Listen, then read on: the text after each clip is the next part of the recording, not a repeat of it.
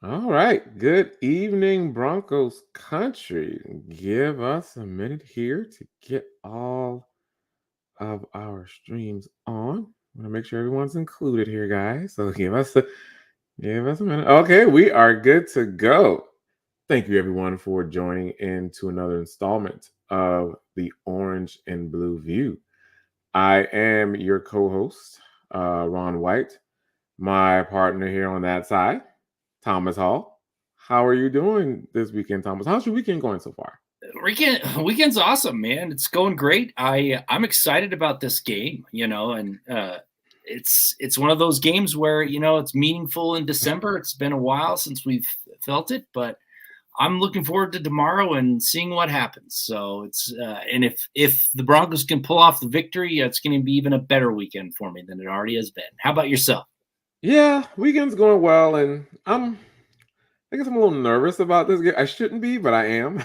I think with every game coming up now, it's a little nerve wracking in the sense that now that the Broncos are in the playoff picture, um, you want to kind of go away feeling confident, as these games go on. And not to say that I'm not, but you still have that little feeling of nervousness, especially after last week, because as we Right. know, the game against the Texans, that was for some people, for most people, that would have been the must-win game. Yeah. And there was a chance there at the end for the Broncos to get it, but they fall short. But again, moving on, to Yeah. the Chargers this week and forward. Hopefully that Broncos can string together these wins so that they can be relevant in the playoff picture. But before we get into the And that's Chargers, oh, go ahead. You want to say That's the something? thing, though. I mean, when we watched the Broncos back when John Elway was playing, it was like it wasn't this nervousness as much about winning. And Yeah. when Peyton Manning, the nervousness comes because they haven't been able to win Wow. consistently. Yeah. And even though they had a 5-game win streak, that's still, there's still that doubt, that creeps in. I'm like, I don't know, can they win it? Because at some point, this team's got to get to the point where the team itself knows they're going to win, and their fans are like pretty confident all the time that they're going to win more than they lose. So hopefully this team can get there, but this weekend is the first step in that. Like, how do they bounce back from that loss in Houston and take care of business in Los Angeles? Because that's going to tell a lot about this team. It's going to tell about their resiliency, how good they are, how they can bounce back from that. That it's a heartbreaking loss. I mean, they had a chance to win at the end, and a lot of stuff went wrong. How are they going to bounce back? To me, and I talked about on Legends of Mile High, the win means more than just playoff positioning for me. It means it's going to tell a lot about this team, what happens in Los Angeles, and if they come back with a victory, then they're in prime position for the playoffs. Most definitely. We're going to get into some of that here shortly. But we want to say hello to our family coming in here. Thank you, Dylan Von Arts, one of the MHA staffers here coming in. Says, Sup, Broncos country. As always, make sure you hit that like button on the way in, share on all platforms, and subscribe if you haven't already. Yes, guys, if you don't know anything else, please support us and do those three things for us for sure. And we got Dominique Martin coming in. Thank you, Dominique, for your support here. He says, Orange and Blue View rocks. Thank you, sir. Mile high salute to my Broncos family. Anticipation for tomorrow's game is real. I just need us to win. MHH for life. Broncos is life. And throw, Russ, throw. Yes, this is good, Dominic. So we're going to get into some of our keys to victory here, and some of the players to watch. And Russell Wilson might be one of our players to watch. So maybe tune in for some predictions there coming in. We got Kevin Gray coming in. Says, evening, Thomas, Ron, and Scott.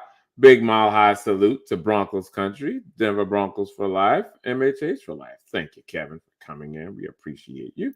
And we got Norman coming in here. Oh, thank you, Norman. He says, I'll be at the game tomorrow. Nice. So damn excited. Yes. Well, it's going to be a great game. Obviously, we're wanting that Broncos victory, and I hope they do it because you're there. But yeah, my man, enjoy the game. Have fun. It's going to be great. That's And be exciting. loud. Yes. Be loud. Broncos fans travel well, and we've seen a lot of orange in that stadium.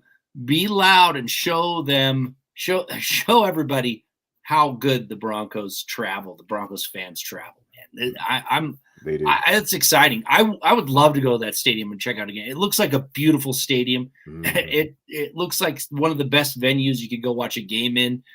Climate control. You don't have to worry about the weather. But man, I'm gonna get there and watch a game there sometime. So have fun, Norman. Yes, definitely have fun. And you're right, Thomas. Broncos fans, they do they travel well. When I was in Houston, I was actually in Houston for the game, so Yeah. it was a lot of orange and blue guys. And so I would say, it's good to kind of have the Broncos faithful there with you cheering it on. So it's great. And we got David McGillrath coming in. Thank you, David, for being here, my man. We appreciate you. He says, "Good evening, Broncos country. Tom, Ron, Dylan, and Deacon Scott.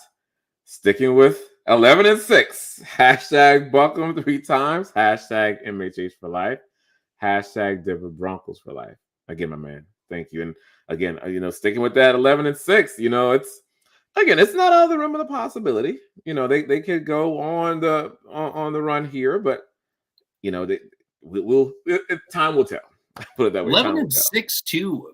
If they do go 11-6, and I mean, I don't want to get my hopes up, but say they do, they could actually win the division. That's the thing, David. Yeah. Now, if they do go 11-6, I think it's going to be going down to the wire between them and the Chiefs to see who wins the division. So it'll be fun. It'll be fun if both of those teams are going to need a win to see who gets in the playoffs in the final week. That's always fun.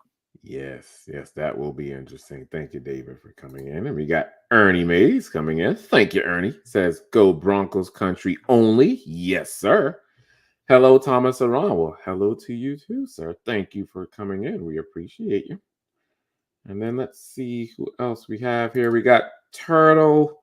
I'm going to bring David in. Oh, you're bringing David in? Okay. Yeah, David's coming in. He was in here early. I think we missed him to begin with. But sorry about that, David. David, is a great, he's always in here chatting with us. It's always fun to talk with David. But saying, "Evening, Thomas Ron," we keep saying it's like being a dead horse. It's got to be the offensive line and Russ. It's time for them to put a complete game together. Go Broncos 24-17. David, you're absolutely right. It is time for the offense to come alive. There's no question about it. And in fact, I thought it, and I keep saying this, and I don't want to seem like a broken record. I thought that the offense would come alive against Houston. It didn't. A lot of mistakes. However, if they clean up those mistakes, this is the week that they could really show something on offense. And because right now the Chargers, their pass defense isn't great. I don't think their run defense is that great either. They're missing Joey Bosa. I know Khalil Mack is, he can be really streaky and wreck a game, but if they can handle him, I think that this offense can really do some damage down there in Los Angeles. So thanks for coming in and talking with us, David. Yeah, thank you, David, for this comment. And you're spot on. I mean, it's time to put up or shut up when it comes to the Denver Broncos offense. Like last week was the game for them to get the offense right. And falling behind, that first of all, when I saw the score, when I was there, I was like, man, this just doesn't look good at all. Like, there were so many missed opportunities, so many mistakes on the offensive line. Will Anderson and McGlinchey just looked so inept out there across from Will Anderson. It was just a complete nightmare. So, if they can get those things cleaned up on the offensive line, and then if they can get the offense kind of in rhythm, and then this gets to some of what I was going to talk about as far as Russell Wilson, what we're seeing kind of come out to light more. I know we've seen it before, but it's showing its ugly head here now, is the force feeding to Sutton. And there have been so many plays. Like there was the one play, I think there were a few plays where Jerry Jeudy was just wide open. I was actually staring because I was in the end zone. I was sitting in the end zone section. So I was actually staring Jeudy like right there. And Judy's just wide open. And Russ just doesn't look his way. And I'm like, what's going on? So there has to be some cohesion on offense. And hopefully with Sean Playton coaching him up and with the play calling, because I wasn't the biggest fan of the play calling last week either. It left a lot to be desired. And so I would say if that can continue to improve and they coach Russell Wilson up to get your playmakers involved, I think this offense can take that next step. But there were just a lot of mistakes on the field last week. Yep. Yep. Just want to grab Phil because he's coming in here with support from Facebook. Yeah, Thank you for the Facebook stars, Phil. Appreciate the support as always. Saying, good evening, Thomas and Ron. Do you think we will establish a run attack, then open up the passing game, or the reverse? Fuck 'em, mile high for life, go Broncos. Phil, it's a great question because, there's always that debate, which is first. Regardless of what they do, they need to have a balanced attack. I think the Chargers are vulnerable in both areas. I don't think they have a stout defense against the run. It's not as porous as some of the other teams in the league statistically, but the Broncos can run on them. And I wrote up about it. They have given up big yardage running kind of in the interior behind the left guard. They all year they've given up big yardage. So the Broncos can go out there, and that's one of my keys is to establish the run behind the left guard. Let Ben Powers do what he does best, run right behind him. Usually it's Quinn Miners that I'm talking about. This week it's Ben Powers. And I think that will help open up the deeper pass. But at the same time, you think, okay, well, should they come out and throw a deep pass? That's what they tried to do in Houston. They came out, they threw 2 deeper passes right away. Mm-hmm. And the first one was, knocked away. It didn't work. But the second one was a drop. And that just kind of set the tone for the rest of the time. So we may see Sean Payton come out and say, okay, well, we're gonna run first and then open up the passing game because of what happened last week. I'm not sure, but it needs to be very balanced. But they are very vulnerable to those deep passes. And I'll get into that in a little bit on one of my other keys. Yeah. Thank you, Phil, for coming in with this question. This is a great one. And to piggyback off of Thomas, this is also one of my keys. I know he's focused on, running behind Powers, kind of letting Powers be the lead. And I agree. The emphasis on the ground game for sure needs to be kind of how they establish this game first, kind of going into it, emphasizing the run, because think about it, Phil, that's kind of what made them do well and win these games in this winning streak. There was a lot of heavy concentration on the run. So kind of doing what works, I think is great, and establishing it with Williams. I think Perine is questionable. I think he had that knee injury, so I'm not sure if he's going to go or not. But yeah, if you can get a heavy dose of Williams, I think, Williams has a chance to even hit the 100-yard rushing mark tomorrow. He could, so I would say definitely establish the run to open up the pass. And then the pass is actually going to be my next key to victory, but we'll get into that here shortly as far as kind of how we want to get other playmakers and such involved. Yeah, thank you, Phil, for the support. Appreciate it. If you want to support the show, throw in a super chat, throw in a Facebook star. We'd be more than happy to put you up here and talk about what you want to chat about. Yep. So thank you for that.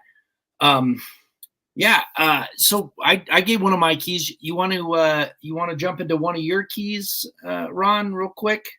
Yeah, so I already provided the ground game, running game key. The other key that I have is getting more of the playmakers involved. Again, there are going to be times where, to what we just alluded to, the pass defense is poor of the Chargers. So there are going to be people open out in space. You're going to have opportunities for Jerry Jeudy to catch passes, Mims to catch passes, even Troutman, Johnson as well. So, kind of having a lot of those playmakers, getting them in space, hitting them in stride with Jerry Jeudy. Again, there are a lot of, Thomas, what I've noticed is that there are a lot of play designs that Sean Payton calls that have Jerry Jeudy just, itching for the ball. And it's Russ needs to see that and take advantage of it. I think there were two of them on Sunday where if he hits Jerry Jeudy, it's a touchdown. It's a touchdown.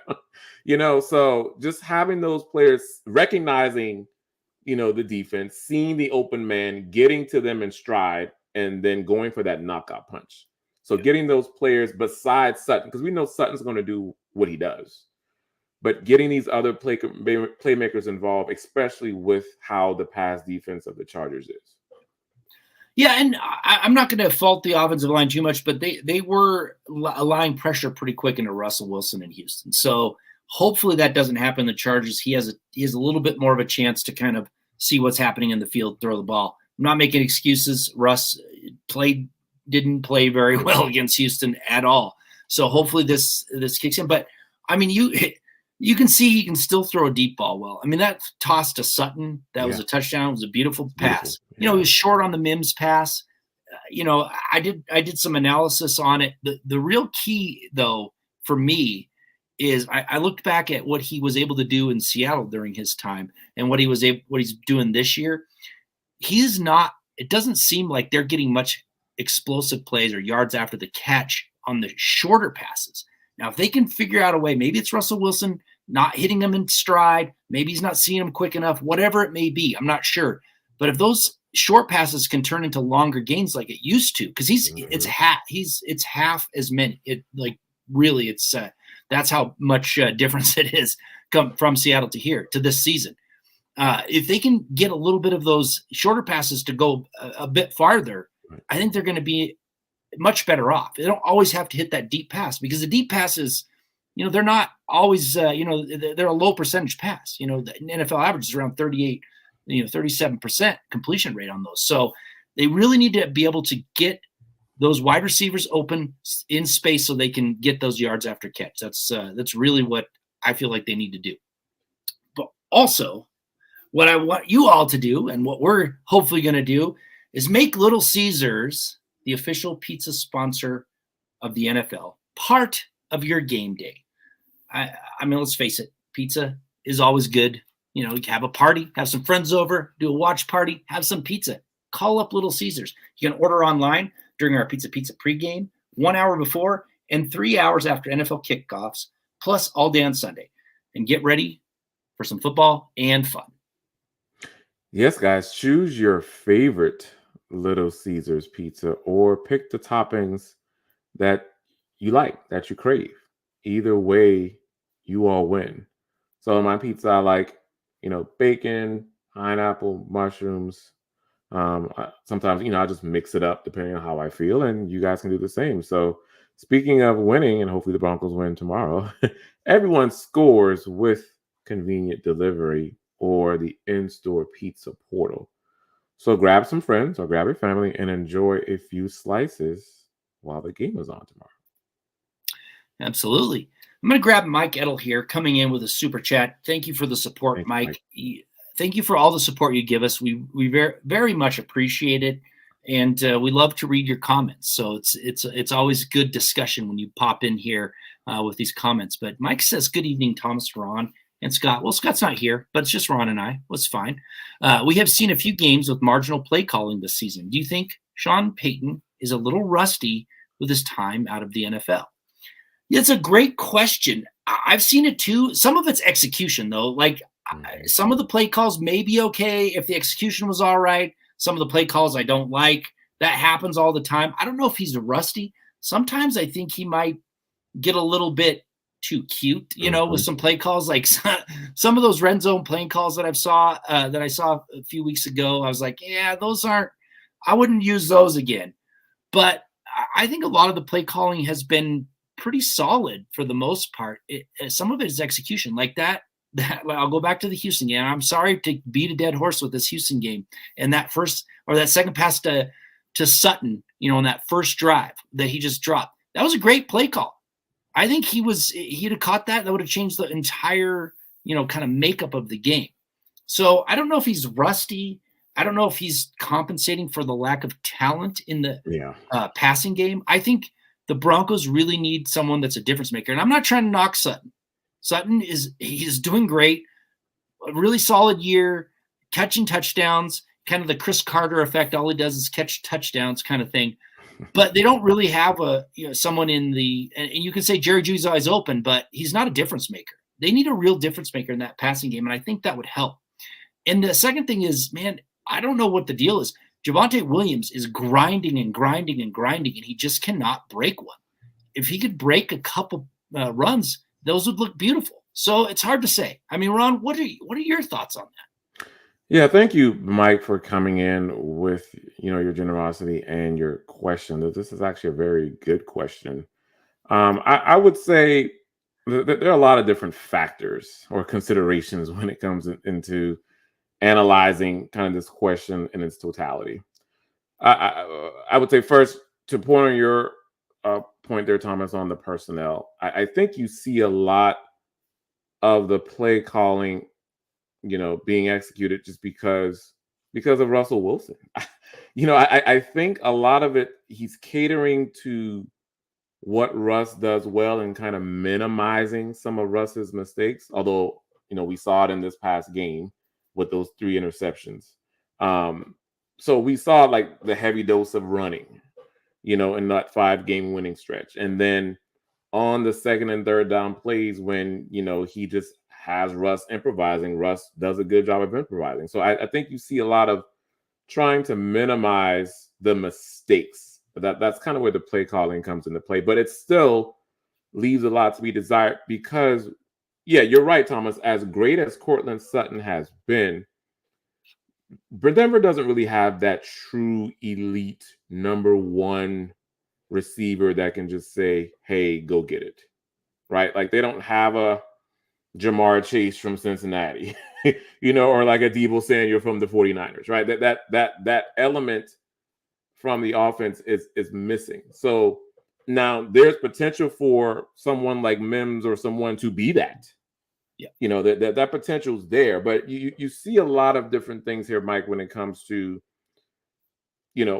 Russ being who he is with the play calling and Sean Payton really trying to find that happy medium of, Sean Payton's a very run heavy guy, as we've noticed. But with that, you want to try to find that happy medium of finding what Russ does well with his preference of running, but yet minimizing the mistakes. And that's kind of what you're seeing come out in the wash.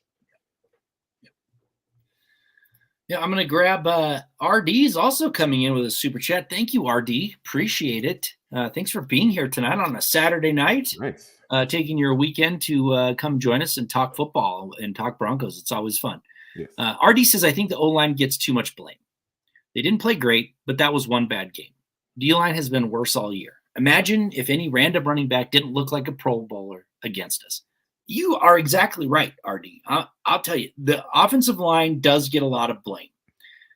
They played really well. I've loved Quinn Miners all season. I think he's been lights out. Cushenberry's much better. Bowles had a rough game, and I think McGlinchey had a bit of a rough game. Powers had a rough game, rough start to the season's gotten much better. The offensive line overall is playing so much better. Their Houston game was a little rough, but it's one bad game. You're right. But you're right about the D-line. Although I thought Mike Purcell played so much better against Houston than he's played all season. Mike Purcell, for his size, shouldn't get pushed around as much as he does. I don't understand it. But he was playing pretty well early on in that Houston game. I like Zach Allen, but yeah, the problem is you only got two. DJ Jones and Zach Allen are your two kind of stars out there, really, so to speak. And then after that, it's very lackluster. It's a pretty big drop off, and from my opinion. So you're right. The D line has had a rough time, and they have to find another really good defensive lineman this offseason to really kind of bolster that defense. Thank you, RD, for coming in for your super chat. And Thomas, again, I think we're sharing a brain this evening because I'll start with the D-line portion because that's where I agree with you 100%. And we voiced these concerns, Thomas, near the beginning of the season, before the season started, that the D-line and then the depth thereof is very mediocre. Zach Allen has now kind of recently been showing up, but we were even wondering, where we're going to get a Zach Allen sign, showing this season. It took a while for him to, kind of make an impact. And then DJ Jones has been solid as well. But yeah, outside of those two, I mean, who do you really have? That's really making a difference. And then, like I said, heaven forbid if someone goes down, that the depth is much worse. So D-line needs to definitely be a focus once the season's done in free agency and in the draft. As far as the offensive line is concerned, RD, I agree with you 100% because I would say the weakest link on the offensive line is Mike McGlinchey.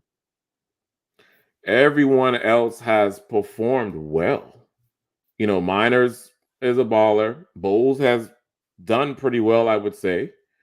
Um, Cushionberry. So I would say that the O line does get too much blame. Um, and they shouldn't. Now, I would say this past game against Houston wasn't their best showing, but I would say overall it's been pretty average to above average O line play. But if we can get that right tackle, for me, the right tackle is still a big issue.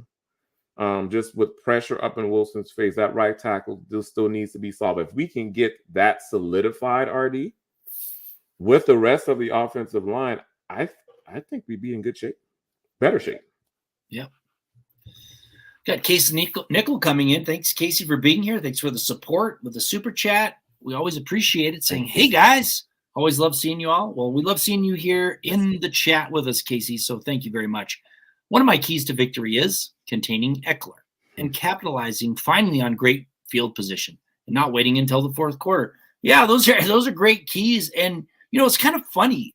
Eckler is a playmaker, but the news coming out of Los Angeles is the coach there, Staley, has been talking about taking carries away from him and giving them to somebody else. I don't understand it. I really think Staley's grasping at straws right now. He's kind of feeling the pressure. He's trying to do something to make some changes to get this team rolling, but taking carries away from Eckler seems like one that I wouldn't do if I was the head coach, but seems like a little turmoil. But yeah, great, Casey. Thank you. Yeah, I don't know what Staley and the Chargers. I don't know what Staley's thinking. He's. I think he knows he's on the hot seat, so he's trying to do anything to preserve his job. But yeah, that doesn't make sense. But Casey, to your point, yeah, containing Eckler is key. We've stressed over the past few weeks about this run defense, and they're going to be put to the test yet again with containing Eckler. That's going to definitely be the key here for sure. And as far as field position is concerned, Mims didn't have the opportunity to do that in Houston, so we're hoping that we can get in situations where Mims can break a few of these off and can start at the 50-yard line or a little closer. So, but yeah, once we get that, the Broncos definitely need to capitalize on that great field position for sure. Great comment. And Phil's coming back in with some more support. So thank you so much, Phil, with Facebook stars coming in saying, asking the question, would it be better to use McLaughlin over P. Ryan because of the turf at SoFi? I just ordered my pizza. All right. Great. That's great news. Thank you for doing that. Appreciate it. That's you can't go wrong. I mean, Little Caesars, it's you get it right to your home. So it's awesome. Yeah. But yeah, I don't know if it depends on how P. Ryan feels, right? Like, yeah, you're probably right. There's more chance of injury, but if the coaching staff and the medical staff and everybody's all says, yep, he's fine, not going to injure it any worse or anything, then I don't feel like it's a difference. The problem though with McLaughlin he started out really good and he has just not gotten anything going as of late. And I think they need to work on one of the problems is if he's in the game, they know the ball's going to him. The defense, it almost always happens. He gets the ball. They kind of know it. They've got to be a little bit more creative with McLaughlin, I think, to get him into space a little bit better, a little bit more of a surprise, so to speak. I don't know that if they trust him to really be that blocker when they need a blocker from a running back. So that's maybe part of it as well. I hope P. Ryan can go. But I'm just going to jump into the injuries right now because he's the only one on the injury list that's not a full go. One person. It's amazing. I can't believe it. This in December, the injured reserve, I'm knock on wood right now, injured reserves doesn't have a bunch of people on it, and there's only one questionable player for this game. It is amazing. Kudos to that strength and conditioning, Bo Lowry, that whole medical staff that's got these. It's a complete night and day difference from the last couple of years, but thanks, Phil. Appreciate it.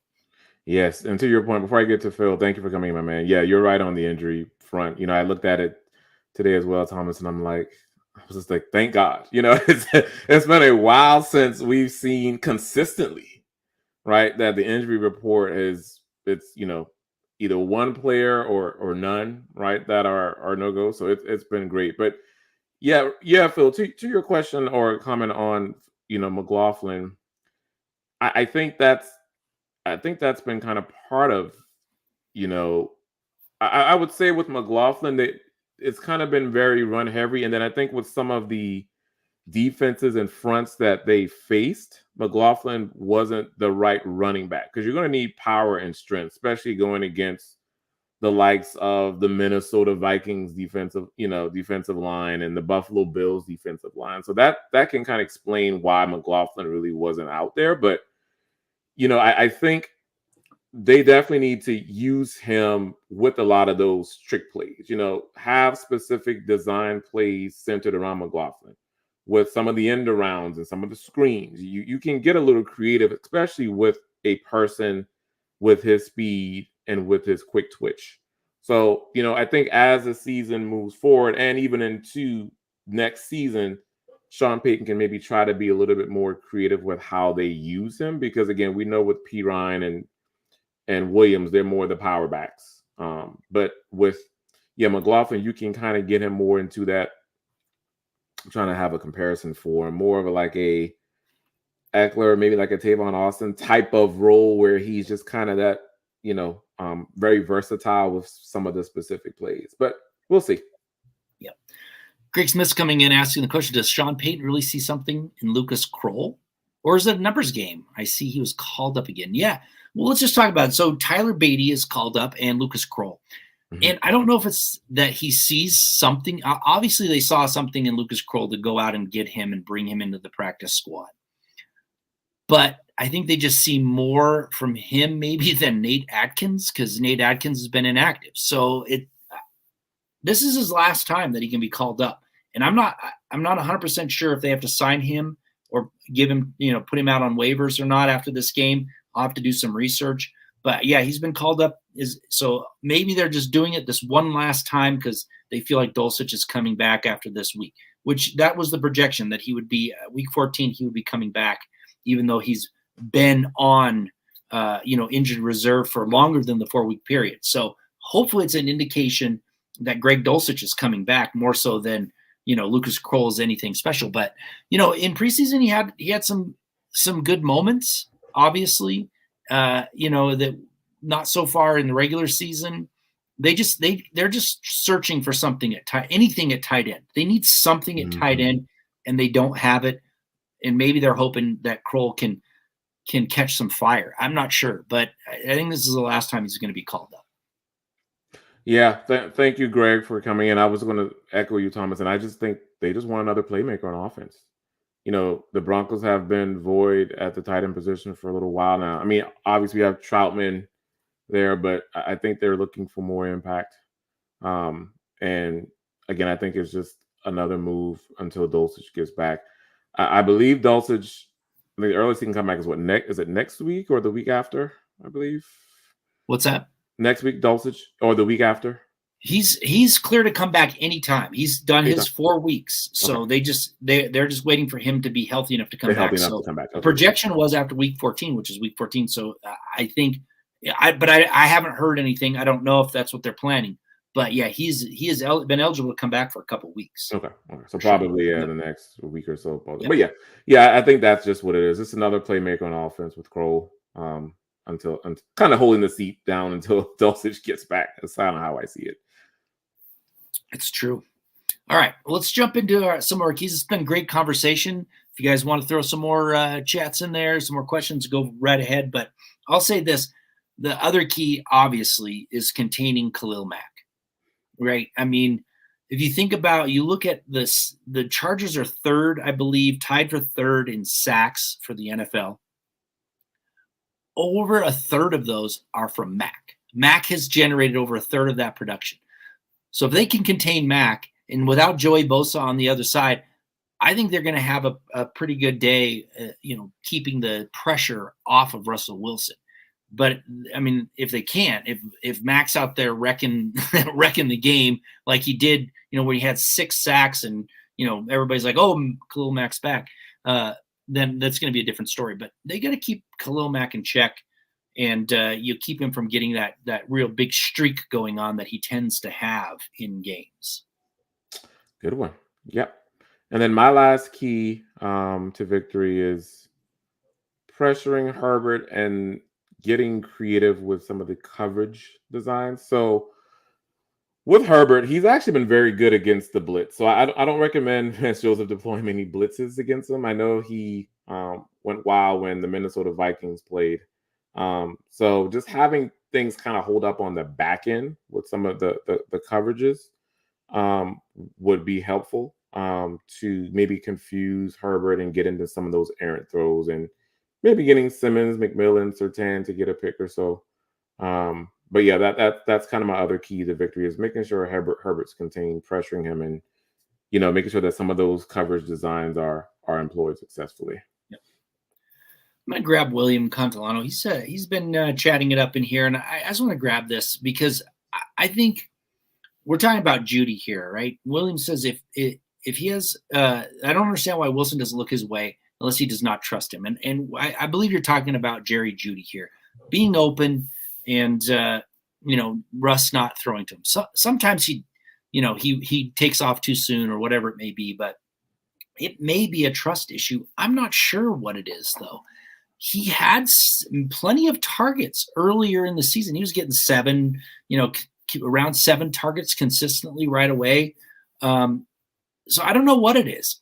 It's very strange. Mm-hmm. Maybe he just feels more comfortable with Sutton all of a sudden, but the one thing that I don't want them to do is try to force it to Jerry Judy. Yeah. Don't force it to him. If he's open, throw it to him. Yeah. Look for his way, but don't try and force. Don't do the whole Mike Tice, Randy Moss ratio of percent or whatever of touches he needs to get back in the day. Like if he's open, fine. Don't force feed him. Take the play that's there. But I would like to see Jerry Judy get a little bit more involved. And I thought he was going to get more involved than Houston, but he wasn't. He just wasn't. And it's strange. It's really strange to me. It's kind of one of those things, Ron, like we don't know why. Why isn't he looking his way? Because he did last year at the end of the year a lot. Yeah, well, and it's a head scratcher. It's, again, a lot of these designs, as I mentioned earlier, they're open. They're really ready for Judy to get a touchdown. And it could be, to your point on the trust, that could factor into it, because we know Jerry Judy, somewhat still has a case of the dropsy. So it could, that could definitely be, part of the reason. But, I just I don't know. And we saw what's such a head scratcher about it, William Thomas, is, near the end of the season, Jerry Judy was taking off. And Russ was, they were getting him more involved. So to have it now, it's just mind-boggling. The reason why I don't know. But again, I hope, for everyone's sake, we all hope that changes. That has to change. And you're right, Thomas, that we hope this doesn't get into a force feeding of Jerry Judy either, because now that's kind of been put out there, in the media, that Jerry Judy isn't getting open, but now we don't want Jerry Judy to be the recipient of all the balls being thrown to him. Right. So again, it's mostly keeping Sutton involved. Sutton's going to do Sutton things, but then when the play is open for Jerry Judy to catch it, just give it to him. Yeah. So I think again, just trying to find that balance on offense to make sure all the playmakers are involved. And I think they can get it to him. In fact, this is my last key, and that I don't want them to be gun shy of going out there and throwing it deep because they messed up a few times during the Houston game. Go out and attack again. The Chargers are giving up 42% completion rate to deep passes, which is well over the league average. 4 TDs, 4 deep pass TDs. Go out there and attack. You don't have to do it constantly. You don't have to force it out there, but go out there and run. Get some deep balls. Keep that defense honest, and I think you're going to be able to. I think the Broncos are going to be able to move the ball a couple times with some deep passes for sure. Got Douglas Wall coming in saying, "Hello, Thomas and Ron and Broncos country. This is simple. to me, play with the same intensity as you did for the Browns game. Do your job. Broncos have more than enough talent. Yeah, I said this earlier, Doug. Thanks for coming in, Douglas. If they play like they played against the Browns, they will wipe the floor with the Chargers. It just that was a great game against a really solid defense. I thought there were some mistakes in there, but if they play like that, they're going to beat the tar out of the Chargers. If they show up like they showed up at Houston, I don't know. It's going to be a tough one. I'm betting on that they're going to come back, bounce back, because what I saw through that 5-game win streak and what I saw at the end, or the second half when they were fought back in Houston tells me that this team has some resiliency and is going to come back and play much better this time. Yes, thank you, Doug. I agree with everything you just said, Thomas. Thank you, Doug, for coming in. And although that comment was great, I'm going to take those 3 words that you put in: do your job. It's really going to come down to just that. Everyone do their job. On the offensive line, McGlinchey needs to step it up. He needs to do his job. When Russ drops back, find the open receiver. Let's not force feed things. On defense, do your job. Stop the run. Let's contain Eckler. And on the pass defense, I'm not too worried on the secondary. Obviously, Surtain and Keenan Allen are going to be the marquee matchup. But yeah, just do your job in all 3 phases on all sides of the ball. And you also made a good point, William, that I'm sorry, Douglas, that that this team does have enough talent.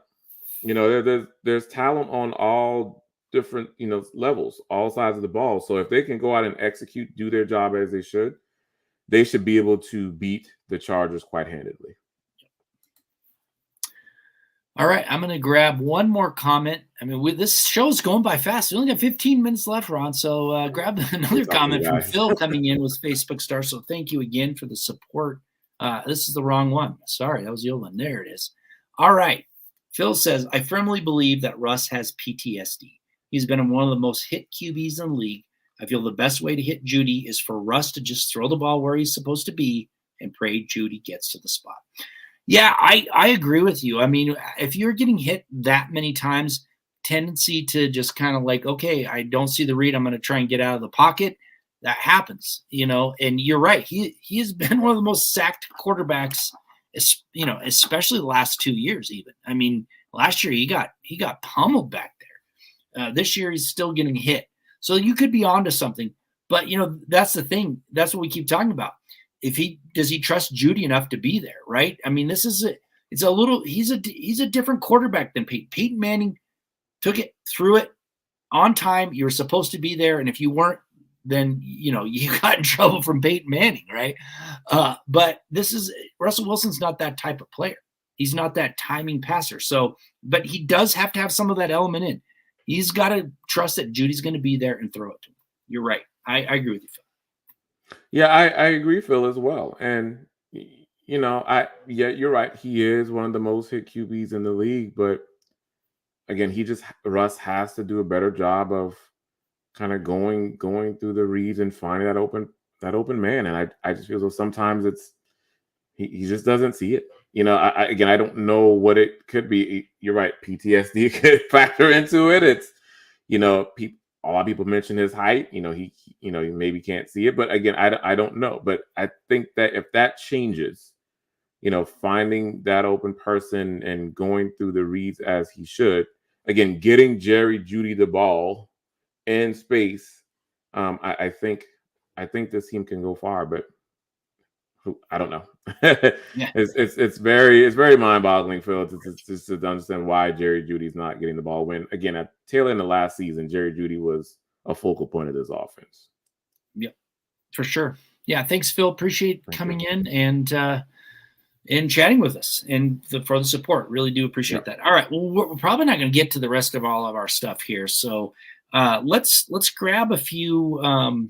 Should we grab some stats projections or some players to watch? What do you think, Ron? What we should jump into, because we're getting close to the end of the hour here. Yeah, we are. Yeah, we can rattle off our players to watch and then get into the stats projections. All right, let's do it. My first one is, we've been talking about him, Jerry Jeudy. Is he going to get the ball? That's the thing. I still think Russell Wilson is going to trust Sutton more. Sutton's going to get more of the ball. They're not going to force feed Judy, but is Judy frustrated? And is he gonna be wide open? And we're gonna see that again. I really want to watch that. And if he is, and Russ hits him, man, that's gonna be a big day for Jerry Judy. Yep, good one. Good one. My player to watch is Jaquan McMillan. I want to see the matchups with him and I think Jalen Guyton or Quentin Johnson. I know Johnson has been having issues catching the ball when thrown to him, so it'll be interesting to see if McMillan is there right by him and can get a pick or two or even break it up. But yeah, again, I like McMillan's game. I'm expecting even bigger things from him this year and moving forward. I'm just gonna grab this from Greg. Let's rally around one of your keys to the game. Do your job. Greg, thank you for coming in saying that. Thank you, If Greg. the Broncos do their job correctly, they can go in and beat the Chargers. If they, like I said, they come out playing like they played against the Browns, they are going to beat the Chargers, no problem. That's the way I feel. But if they're making mistakes again like they did, you never know what's going to happen. That's the problem. Thanks, Greg, for that. Appreciate it. Thank you, Greg. Thank you. All right. And I mean, obviously, Russell Wilson is a player to watch. How he handles, what happened last week. 3 interceptions, the interception to end the game when he probably should have thrown it away. How does he bounce back, right? Let's see how he bounces back. Can he still trust himself to open up that offense, get the ball out there to his playmakers, throw some deep balls? How is he going to respond to that? That's, to me, is a big key. How is he going to respond? How is he going to distribute the ball now that all this, they lost after the 5-game win streak? Everybody's complaining about Russell Wilson again. He's terrible. He doesn't, we got to get rid of him. All this other stuff that's going on. Jerry Judy's wide open and Russ can't see him. How does he respond? That's going to be key. Yeah, that's a good one. Another my player to watch is PS2. I want to see the PS2 and Keenan Allen matchup. It's going to be. It may determine the outcome of this game. So I know it was stated during the week that they do have a plan for Keenan Allen, and again, I hope that the plan is for PS2 to follow him.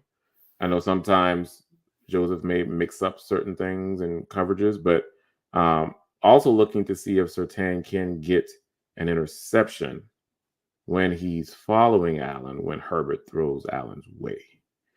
So I'm just, again, PS2 is that lockdown guy. I want to just see him, live up to that status and can get a pick or two off. I know he's been known to he's gotten a few picks from Allen before. So I'm wanting to get him to get another one for sure tomorrow. Yeah, that'd be great. And that's the one thing that he needs. If you're going to compare him to the greats like Champ Bailey, right? Champ Bailey could get the picks. He could shut your receiver down and get the picks. Surtain can shut your receiver down. I know it's a different style of play, but can he start, making a little bit more difference, when it comes to getting those takeaways? It would, if he can do that, it's Hall of Fame for him. No problem. Greg, thank you for coming in and saying you like the show. Really appreciate that. Thank you, Greg. Very much. Thank you so much. My last one is McGlinchey. Now, I know Bowles is probably going to have Khalil Mack on him mostly, but McGlinchey has to do his part. If Bowles can go over there and they can help with Khalil Mack and they can take care of him, McGlinchey better be doing his part against, some of the lower level, and I'm doing that in air quotes, lower level competition. It's not Joey Bosa. It's their second stringer, third stringers. If McGlinchey is messing up over there, it doesn't matter what they are able to do with Khalil Mack. So McGlinchey has to do his part and keep the opposite side of the field from getting to Russell Wilson. Good. And then my last is Brandon Johnson. Just looking, to see how they, as he's getting back from that injury, looking to see how they fold him back into the offense. If Russ will look his way as well.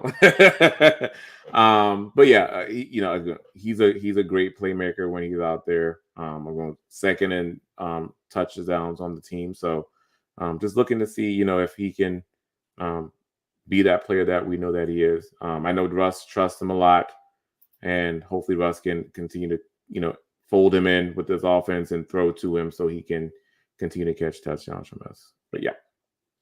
I was going to say hi to Todd Ostendorf coming in. Thank you for being on these shows all the time, Todd. Really appreciate it. Sometimes it's hard to get to all the comments, but thank you for coming in here and appreciate it. And I hope you have a good evening as well. Thank you so much. Thank you, Todd. All right, let's jump into some stat predictions, and then let's do our predictions for the game, Ron. So first of all, someone's in there talking about Javonte Williams.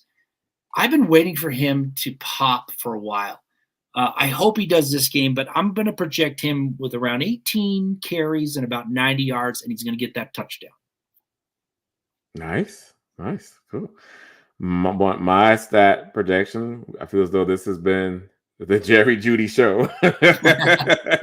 But it is Jerry Jeudy, guys. Hate to say it, but he's Jerry Jeudy. So Jerry Jeudy with 6 receptions on 8 targets, a little bit more feeding to him. 90 yards and 1 touchdown. And before I jump into my next one, I'm going to grab Casey Nickel coming back in with a super chat. Thank you so much. Asking the question, what if we get the last wild card position in the playoffs? Who does that put Denver up against? Well, the last position ends up going against, so they give the first round bye to the number 1 seed. So it'll be the number 2 seed that they go up against. Baltimore. Right now, I think that's Baltimore. So they'd have to go to Baltimore as the number 7 seed and hope that they could, come out with a win there. So, I mean, things can change in between there. Who knows who's going to be the number 1, number 2 seed? But they're the 7th seed. They're going to be facing the number 2 seed in the playoffs. But you never know, right? You got to get to the playoffs. You never know what's going to happen. You got to get there first.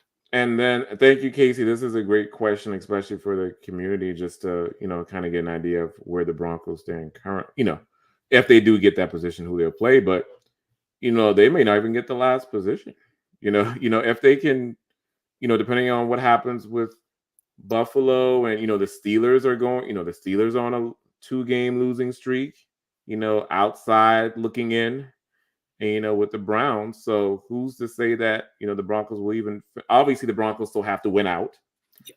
But, who's to say that the Broncos will even be in that last portion? But, it will be the Baltimore. And that'll be an interesting matchup if that does come about, for sure. Yeah, and I'll just say this. If they had beat Houston, I would have said that they would have got the 5th seed. And they could have been challenging for the division title.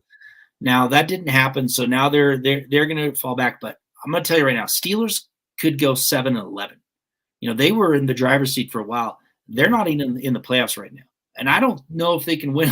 Seeing what I saw in the last 2 games, I don't know if they can win another game. They probably will, but I don't think they're in the playoffs. Cleveland Browns is another one. They're losing their quarterback. And they lost to the Broncos when it comes to that tiebreaker. They may not be in there. I mean, I actually think it's going to be Buffalo's going to make a run. And, you got Indy, you got the Broncos, you got the Texans, all for those wild card spots. But it's pretty much, the last 2 spots are pretty open right now. I think the Broncos have a shot. They got to just have to take care of business in the AFC, and then they can get into the playoffs. But, yeah, the nice thing is, they got the win over Buffalo and they got the win over Browns. Yes. So if those are they're tied, they're in. So that's huge. I wish they would have got that tiebreaker over the Texans. They didn't, so that puts them behind. But yeah, I don't think the Steelers are going to go to the playoffs, and I actually think the Browns aren't going to be in there either. I just don't think they're going to make it. So thanks, Casey. Appreciate it. Yeah. All right, I'm going to my next one. Courtland Sutton. Now, I know everybody's talking about Jerry Jeudy being wide open. Courtland Sutton, if he can stop dropping the ball in those easy catches and continue to catch the hard ones, he's going to have a big game. 8 catches, 110 yards, and a touchdown. Nice. Cool. My next is Jonathan Cooper. 3 total tackles, so 2 solo with 1 assisted, and he will register a sack on Herbert. Nice. All right. I'm going to grab another Phil McLaughlin question, throwing us some more support. Appreciate it. Asking, are we going to be able to get to Herbert?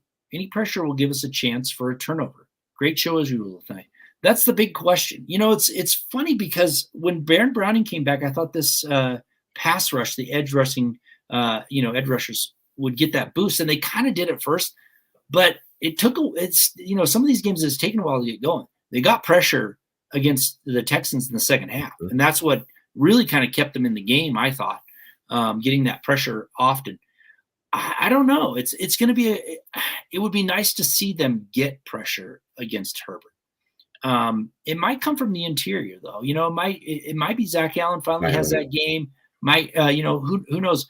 I think they can, but I wouldn't do a bunch of different exotic blitzes and all sorts of stuff. I want to see the edge rushers get to him, beat their man, beat their man, get the pressure on him. That's what's been missing oftentimes is they just can't get past their guy. So do that, get to Herbert. Yep. Right there with you, Thomas. Again, with the 3 or 4 man, just get to Herbert. And Phil, it remains to be seen. The pass rush for the Broncos are very streaky. I noticed. They have a few games. You'll see a Baron Browning signing and a Cooper signing, and then some games, you don't hear anything. So, but I think if anything, yeah, it may come from the interior. This might be a big Zach Allen game, for sure. But we'll see. I hope they can get to Herbert at least a few times. Again, just kind of get him off his spot a few times. That's all I'm asking. Yep. All right. We are almost done. I'm going to just say Mims real quickly. Marvin Mims finally gets back into the whole mix. A couple deep passes, 3 catches, 65 yards and a touchdown. Welcome back to the NFL, Mims. Been vacant. You've been missed on the offense for a while. Now you're coming back. This is a game where they're going to throw the ball. I think that's happening. Now, Ron, did you get all your stats, guys? I have one more. All right, do it. And that's the last one. Your Broncos quarterback, Russell Wilson. 17 of 29, 195 yards, 2 touchdowns, no interceptions. Nice. All right. Prediction time. Ron, give the listeners your prediction for the game against the Chargers this Sunday.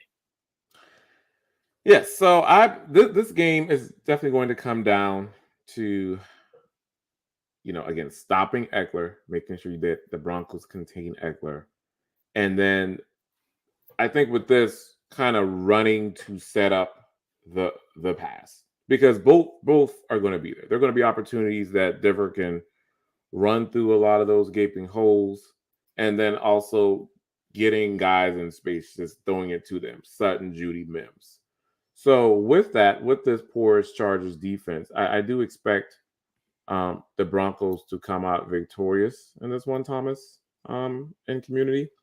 And my final score is going to be Broncos 24, Chargers 20. Well, you got a close game. Close one. All right.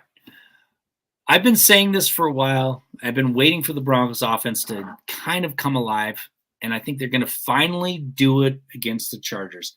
The team that showed up against the Browns is going to show up against the Chargers.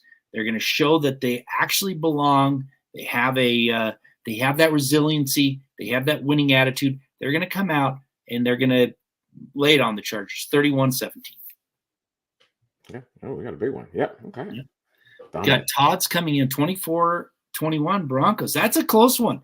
That's one of those nail biters. I'm tired of the nail biters. I want a clean victory. That's what I want. Clean victory. And Phil's coming in with 24-14. That's a little bit better. I appreciate that, Phil. I want to be able to relax and enjoy the victory without having to wait till the last second to see if they're going to win or not. Good guys. And Kevin Gray's coming in 30-10. Broncos, great show, guys. Denver Broncos for life. Buck 'em. All right, 30-10. I will take it.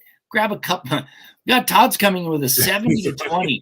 I hope it happens, Todd. I really do. And we've got man, what was I'm sorry, I'm forgetting your name. 70. You've been calling for 71 points all season. Maybe this happened. I know you put it in there. Forgot. I'm sorry to grab that up. We got Ant Vigil coming in 21-17 Broncos. And then we've got random Facebook user. It's Benjamin. Sorry, Benjamin's here. I'm going 23-13 Broncos. We got a lot of Broncos supporters here. A lot of people think the Broncos can win, and I think they can too if they don't kill themselves. That's the thing. No mistakes, and they can be victorious. All right, Ron. Let's wrap the show up. Any final closing words as we wrap this up? Again, thank you guys for tuning in to tonight's episode, and enjoy the game tomorrow. Again, we just need the Broncos to do their job. That's the thing. And if they do their job, they should come out on the winning end and get that much closer to the playoffs. But yeah, enjoy the game tomorrow, guys. Again, this has been great. I love talking to all of you every Saturday. I know Thomas does as well. So this has just been an excellent experience, and I enjoy each and every one of you. Thank you. Thank you so much. And if you're going to the game as a Broncos fan, wear your orange, be loud, show them that the Broncos fans aren't giving up on this team. Let's rally together. Let's get another win. Go Broncos. Go Broncos.